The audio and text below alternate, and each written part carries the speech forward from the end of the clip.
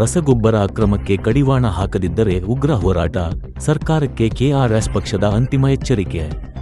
ಹಾಸನದಲ್ಲಿ ರಸಗೊಬ್ಬರ ಪೂರೈಕೆಯಲ್ಲಿ ನಡೆಯುತ್ತಿರುವ ಅಕ್ರಮಗಳು ಮತ್ತು ರೈತರ ಮೇಲಿನ ಶೋಷಣೆಯನ್ನು ತಕ್ಷಣವೇ ನಿಲ್ಲಿಸದಿದ್ದರೆ ಉಗ್ರ ಹೋರಾಟ ನಡೆಸಬೇಕಾಗುತ್ತದೆ ಎಂದು ಕರ್ನಾಟಕ ರಾಷ್ಟ್ರ ಸಮಿತಿ ಕೆಆರ್ಎಸ್ ಪಕ್ಷದಿಂದ ಸರ್ಕಾರಕ್ಕೆ ಅಂತಿಮ ಗಡುವು ಎಂದು ಪಕ್ಷದ ಜಿಲ್ಲಾಧ್ಯಕ್ಷ ದೇವರಾಜು ಎಚ್ಚರಿಸಿದರು. ಪತ್ರಿಕಾಗೋಷ್ಠಿಯಲ್ಲಿ ಸೋಮವಾರ ಮಾತನಾಡಿ, ಯೂರಿಯಾ ಮತ್ತು ಡಿಎಪಿ ಸೇರಿದಂತೆ ಸಬ್ಸಿಡಿ ರಸಗೊಬ್ಬರಗಳನ್ನು ಗರಿಷ್ಠ ಚಿಲ್ಲರೆ ಬೆಲೆ ಎಂಆರ್ಪಿಗಿಂತ ಅಧಿಕ ದರಕ್ಕೆ ಮಾರಾಟ ಮಾಡಲಾಗುತ್ತಿದ್ದು, ಲಿಂಕ್ ಪ್ರಾಡಕ್ಟ್ ಹೆಸರಿನಲ್ಲಿ ರೈತರಿಂದ ಬಲವಂತವಾಗಿ ಹೆಚ್ಚುವರಿ ವಸ್ತುಗಳನ್ನು ಖರೀದಿಸುವಂತೆ ಒತ್ತಾಯಿಸಲಾಗುತ್ತಿದೆ ಎಂದು ಗಂಭೀರ ಆರೋಪ ಮಾಡಿದರು. ಹಲವು ವರ್ಷಗಳಿಂದ ರಾಜ್ಯದಲ್ಲಿ ರಸಗೊಬ್ಬರ ವಿತರಣೆಯಲ್ಲಿ ಕೃತಕ ಅಭಾವ ಸೃಷ್ಟಿಸುವುದು, ರೈತರಿಗೆ ಅಗತ್ಯ ಸಮಯದಲ್ಲಿ ಗೊಬ್ಬರ ದೊರೆಯದಂತೆ ಮಾಡುವುದು ಹಾಗೂ ಹೆಚ್ಚುವರಿ ಬೆಲೆ ವಿಧಿಸುವುದು ನಿರಂತರವಾಗಿ ನಡೆಯುತ್ತಲೇ ಬಂದಿದೆ ಎಂದು ದೂರಿದರು. ಕೃಷಿ ಇಲಾಖೆ ಈ ಅಕ್ರಮಗಳನ್ನು ತಡೆಯಬೇಕಾದ ಜವಾಬ್ದಾರಿ ಹೊಂದಿದ್ದರೂ ಅಧಿಕಾರಿಗಳು ಕಣ್ಮುಚ್ಚಿ ಕುಳಿತಿದ್ದು, ಡೀಲರ್ಗಳು ಮತ್ತು ರಸಗೊಬ್ಬರ ಕಂಪನಿಗಳ ಪರವಾಗಿ ವರ್ತಿಸುತ್ತಿದ್ದಾರೆ ಎಂದರು. ಯೂರಿಯಾ ರಸಗೊಬ್ಬರದ 45 ಕೆಜಿ ಚೀಲದ ಗರಿಷ್ಠ ಮಾರಾಟ ಬೆಲೆ ರೂ.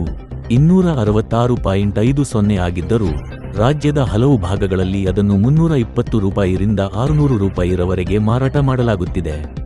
ಅದೇ ರೀತಿ 50 ಕೆಜಿ ಡಿಎಪಿ ಗೊಬ್ಬರದ ಎಂಆರ್ಪಿ 1350 ರೂಪಾಯಿ ಇದ್ದರೂ ರೈತರು 1450 ರೂಪಾಯಿರಿಂದ 2100 ರೂಪಾಯಿರವರೆಗೆ ಹಣ ಪಾವತಿಸುವ ಪರಿಸ್ಥಿತಿ ನಿರ್ಮಾಣವಾಗಿದೆ.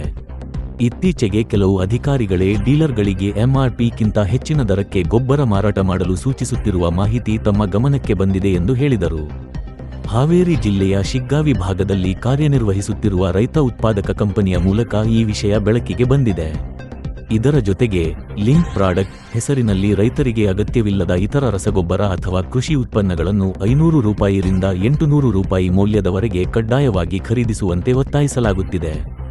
ಈ ರೀತಿಯ ಅಕ್ರಮಗಳು ಕೃಷಿ ಅಧಿಕಾರಿಗಳ ಕಣ್ಣೆದುರೇ ನಡೆಯುತ್ತಿದ್ದರೂ ಯಾವುದೇ ಕ್ರಮ ಕೈಗೊಳ್ಳದಿರುವುದು ಇಲಾಖೆಯ ನಿರ್ಲಕ್ಷ್ಯಕ್ಕೆ ಸಾಕ್ಷಿಯಾಗಿದೆ ಎಂದು ಪಕ್ಷ ಆರೋಪಿಸಿದರು. ಮಧ್ಯಪ್ರದೇಶ ಮತ್ತು ಉತ್ತರ ಪ್ರದೇಶ ಸರ್ಕಾರಗಳು ರಸಗೊಬ್ಬರ ಕಂಪನಿಗಳ ಲಿಂಕ್ ಪ್ರಾಡಕ್ಟ್ ಮಾರಾಟಕ್ಕೆ ಈಗಾಗಲೇ ತಡೆ ವಿಧಿಸಿವೆ. ಆದರೆ ಕರ್ನಾಟಕದಲ್ಲಿ ಮಾತ್ರ ಕಂಪನಿಗಳು ಮತ್ತು ಡೀಲರ್ಗಳು ರಾಜಾರೋಷವಾಗಿ ರೈತರನ್ನು ಶೋಷಣೆ ಮಾಡುತ್ತಿದ್ದರೂ ಸರ್ಕಾರ ಯಾವುದೇ ಪರಿಣಾಮಕಾರಿ ಕ್ರಮ ಕೈಗೊಂಡಿಲ್ಲ ಎಂದು ಟೀಕಿಸಿದರು.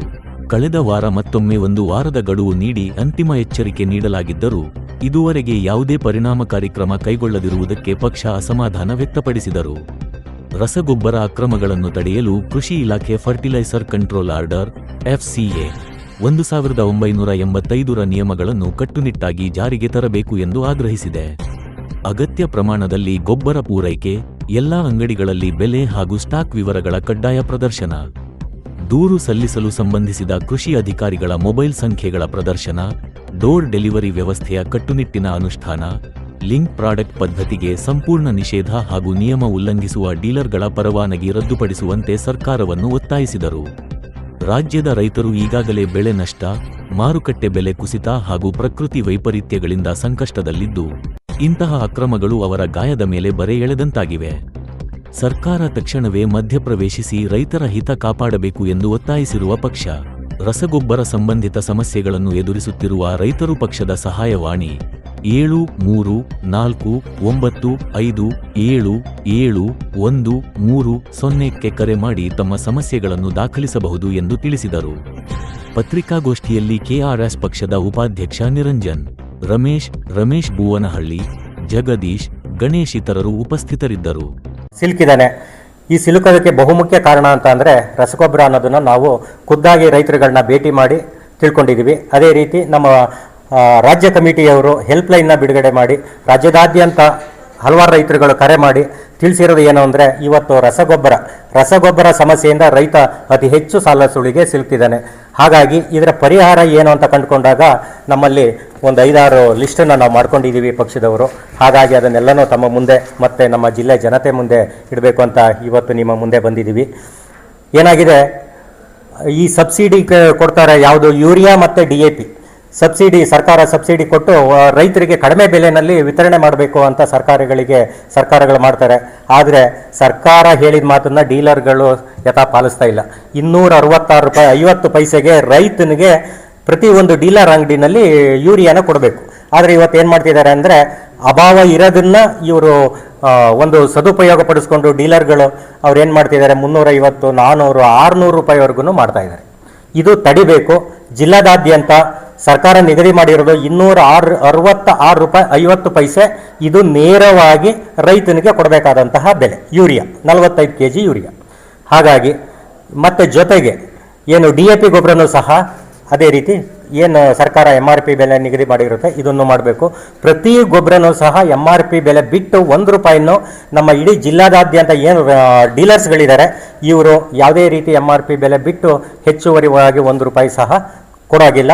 ಹಾಗಾಗಿ ಇದನ್ನು ನಾವು ಜಿಲ್ಲಾ ಜನತೆ ಮುಂದೆ ತಿಳಿಸಬೇಕಾಗಿ ನಿಮ್ಮ ಹತ್ರ ಬಂದಿದ್ದೀವಿ. ಹಾಗಾಗಿ ಏನಾಗಿದೆ, ಇವತ್ತು ಡೀಲರ್ಗಳಿಗೆ ಈ ಉತ್ಪಾದಕ ಕಂಪ್ನಿಗಳೇ ಮೋಸ ಮಾಡ್ತಾ ಇದ್ದಾರೆ. ಇದು ನಮ್ಮ ಪಕ್ಷ ಕಂಡುಕೊಂಡಂತಹ ಸತ್ಯ. ಡೀಲರ್ಗಳಿಗೆ ಯಾವ ಆಥರೈಸ್ಡ್ ಡೀಲರ್ ಇದ್ದಾರೆ, ಕಂಪ್ನಿಯವರು ಉತ್ಪಾದನೆ ಮಾಡಿದ ಕಂಪ್ನಿಯವರು ಅವರು MRP ಬೆಲೆಗೆ ಅವ್ರಿಗೆ ಒಂದು ರೇಟನ್ನು ನಿಗದಿ ಮಾಡಿ ಅವ್ರ ಕಮಿಷನನ್ನು ಬಿಟ್ಟು ಅದನ್ನು ಅವ್ರ ಡೀಲರ್ ಮನೆ ಅಂಗಡಿ ಬಾಗಿಲಿಗೆ ತಲುಪಿಸ್ಬೇಕು. ಆದರೆ ಇವ್ರು ಏನು ಮಾಡ್ತಿದ್ದಾರೆ, ಎಲ್ಲೋ ಒಂದು ರೈಲು ಏನು ಬರುತ್ತೆ, ಕಂಟೈನರ್ ಬರುತ್ತೆ, ಶಿಪ್ಪಲ್ಲಿ ಬರುತ್ತೆ, ಅಲ್ಲಿ ಮಾತ್ರ ಪೇಮೆಂಟ್ ಮಾಡ್ತಿದ್ದಾರೆ. ಅಲ್ಲಿಂದ ಡೀಲರ್ ಪೇಮೆಂಟ್ ಮಾಡಬೇಕು ಅನ್ನೋದನ್ನು ಇವರು ಮಾತಾಡ್ಕೊಂಡು ಏನು ಮಾಡಿದ್ದಾರೆ, ಇದನ್ನ ಡೀಲರ್ ಮೇಲೆ ಹೊರೆಯಾಗಿ ಹಾಕ್ತಾ ಇದ್ದಾರೆ. ಡೀಲರ್ ಏನು ಮಾಡ್ತಾರೆ, ಇದನ್ನ ರೈತರಿಗೆ ಬರ್ಡನ್ ಮಾಡ್ತಾ ಇದ್ದಾರೆ. ಹಾಗಾಗಿ ಅದೆಲ್ಲ ತಪ್ಪಬೇಕು. ಉತ್ಪಾದನೆ ಮಾಡಿದ ಕಂಪ್ನಿ ಡೀಲರ್ಗೆ ಆತನ ಏನು ಲೈಸೆನ್ಸ್ ಇರುತ್ತೆ ಅಲ್ಲಿವರೆಗೆ ಉಚಿತವಾಗಿ ಸರಬರಾಜನ್ನು ಕೊಡಬೇಕು. ಇದು ನಮ್ಮ ಪಕ್ಷ ಮತ್ತೆ ಕೃಷಿ ಇಲಾಖೆ ಜೊತೆಗೆ ಮಾತನಾಡಿ ಒಂದನ್ನು ಈ ವಿಷಯನ ನಿಮ್ಮ ಮುಂದೆ ಇಡ್ತಾ ಇದ್ದೀವಿ. ಇದು ಡೀಲರ್ಗಳಿಗೂ ಸಮಸ್ಯೆ ಆಗ್ತಾ ಇದೆ. ಹಾಗಾಗಿ ಇದು ಕ್ಲಿಯರ್ ಆಗಬೇಕು, ಬಗೆಹರಿಬೇಕು. ಡೀಲರ್ಗಳಿಗೂ ಸರಬರಾಜು ಉಚಿತವಾಗಿ ಬರಬೇಕು. ಮತ್ತು ಯಾವುದೇ ಡೀಲರ್ ಶಾಪ್ನಲ್ಲಿ ನಮ್ಮ ರೈತರಿಗೆ ಏನು ಮಾಡ್ತಿದ್ದಾರೆ ಅಂತ ಅಂದರೆ, ಸ್ವಲ್ಪ ದಬ್ಬಾಳಿಕೆ ಅನ್ನೋ ಮಾತನ್ನೇ ನಾವು ಬಳಸಬೇಕಾಗತ್ತೆ. ಇದನ್ನು ಮಾಡ್ತಾ ಇದ್ದಾರೆ, ಏನು ನನ್ನ ರೇಟ್ ಇಷ್ಟು, ನೀನು ಬೇಕಾದರೆ ತಗೋ, ಬೇಡ ಅಂದರೆ ಹೋಗು. ಆದರೆ ಈ ಒಂದು ಸರ್ಕಾರಗಳು, ನಮ್ಮ ಕೃಷಿ ಇಲಾಖೆ ಏನಿದೆ ಅದು ಒಂದು ಬೋರ್ಡನ್ನು ಡಿಸ್ಪ್ಲೇ ಮಾಡಬೇಕು, ಸ್ಟಾಕನ್ನು ಹಾಕಬೇಕು, MRP ರೇಟನ್ನು ಹಾಕಬೇಕು. ಜೊತೆಗೆ ಯಾವ ಕಂಟ್ರೋಲ್ ಅಧಿಕಾರಿಗಳಿರ್ತಾರೆ ಅವರ ನಂಬರ್ಗಳನ್ನ ಹಾಕಬೇಕು. ಇದನ್ನು ಪ್ರತಿ ಡೀಲರ್ಗಳನ್ನು ಮಾಡಬೇಕು. ದಯವಿಟ್ಟು ಎಲ್ಲ ಡೀಲರ್ಗಳು, ನಮ್ಮ ಹಾಸನ ಜಿಲ್ಲೆಯವರು ಇದನ್ನು ಪಾಲಿಸಬೇಕು ಅಂತ ಅವರಲ್ಲೂ ಸಹ ಮನವಿ ಮಾಡ್ಕೊಳ್ತೀನಿ. KRS ಪಕ್ಷ ಸತತವಾಗಿ ರೈತರಿಗೋಸ್ಕರ ಹೋರಾಟ ಮಾಡ್ತಾ ಇದೆ. ಹಾಗಾಗಿ ಇದೆಲ್ಲವೂ ಬದಲಾವಣೆ ಆಗಬೇಕು ಅಂತ ತಮ್ಮಲ್ಲಿ ಬಯಸ್ತೀನಿ. ನೀವೆಲ್ಲ ಅದನ್ನು ಸಹಕಾರ ಕೊಡ್ತೀರಿ ಅಂತ ನಾನು ಅಂದ್ಕೊಂಡಿದ್ದೀನಿ. ಜೊತೆಗೆ ಒಂದು ಲಿಂಕ್ ಪ್ರಾಡಕ್ಟ್ ಅಂತ ಮಾಡ್ತಾರೆ, ಯಾವುದೋ ಒಂದನ್ನು ರಿಸರ್ಚ್ ಮಾಡ್ತಾರೆ. ಈಗ ಉದಾಹರಣೆಗೆ ನಮ್ಮ ಮುಂದೆ ಬಂದಿರೋದು ನ್ಯಾನೋ ಯೂರಿಯಾ. ಇವ್ರು ಏನು ಮಾಡ್ತಾರೆ, ಒಂದು ಚೀಲ ನ್ಯಾನೋ ಯೂರಿಯಾ ತೊಗೊಂಡ್ರೆ 2 ಬಾಟ್ಲು, 1 ಲೀಟ್ರದ 2 ಬಾಟ್ಲು ನೀವು ಕಂಪಲ್ಸರಿ ತೊಗೊಳ್ಳೇಬೇಕು ಅಂತ ಡೀಲರ್ಸು ನಮ್ಮ ರೈತರಿಗೆ ಕಂಡೀಷನ್ಸ್ ಹಾಕ್ತಾರೆ. ತಗೊಂಡ್ರೆ ಮಾತ್ರ ನೀವು ಚೀಲ ಕೊಡ್ತೀನಿ, ಇಲ್ಲ ಅಂದರೆ ಇಲ್ಲ. ನೋಡಿ, ನಾವು ಒಂದು ಚೀಲ ಗೊಬ್ಬರನ 1 ಗಂಟೆ 2 ಗಂಟೆನಲ್ಲಿ ಬೆಳಗ್ಗೆ ಏರ್ಚ್ಬಿಟ್ಟು ಬಂದ್ಬಿಡ್ಬೋದು. ಅದೇ 1 ಲೀಟ್ರ್ ನ್ಯಾನೋ ಯೂರಿಯಾನ ಸ್ಪ್ರೇ ಮಾಡಬೇಕು ಅಂತಂದರೆ ಇವತ್ತು ನಮ್ಮಲ್ಲಿ 200 ಲೀಟ್ರ್ ಬ್ಯಾರಲ್ ನೀರನ್ನು ಔಷಧಿ ಮಾಡಿ ಸ್ಪ್ರೇ ಮಾಡಬೇಕು ಅಂದರೆ ಒಬ್ಬರಿಗೆ 600 ರೂಪಾಯಿ ಖರ್ಚು ಬರುತ್ತೆ. ಹಾಗಾಗಿ ನಾನೇ ಏನಾದರೂ ಖುದ್ದಾಗಿ ಒಂದು ದಿನ ರೈತ ನಿಂತ್ಕೊಂಡ್ರೆ 1 ದಿನ ಬೇಕು ಅದನ್ನು ಬಳಸೋದಕ್ಕೆ. ಇವ್ರು ಏನು ಹೇಳ್ತಾರೆ, 1 ಚೀಲ ಯೂರಿಯಾದಲ್ಲಿ ಏನು ಕಂಟೆಂಟ್ ಇರುತ್ತೆ ಆ 1 ಲೀಟ್ರನ್ನ ನಾವು ತುಂಬಿ ಕೊಡ್ತೀವಿ, ಹಾಗಾಗಿ ನೀವು ಉಪಯೋಗಿಸಿ ಅಂತ ಹೇಳ್ತಾರೆ. ಆದರೆ ಹೌದು ಇರ್ಬೋದು, ನಾವು ಒಪ್ಕೊಂತೀವಿ. ಆದರೆ ನಮ್ಮ ಬಳಕೆಯಲ್ಲಿ ತುಂಬ ವ್ಯತ್ಯಾಸ ಆಗುತ್ತೆ. ಅರ್ಧ ಗಂಟೆಲಿ ಆಗೋ ಕೆಲಸನ 1 ದಿನ ಇವರು ತಗೊಳ್ತಾರೆ. ಮತ್ತು 200 ರೂಪಾಯಿಲಿ ಆಗೋ ಕೆಲಸನ 300 ರೂಪಾಯಿ ಕೊಟ್ಟು ನಾವು ನ್ಯಾನೋ ಯೂರಿಯಾನ ತಗೋಬೇಕು. ಅದು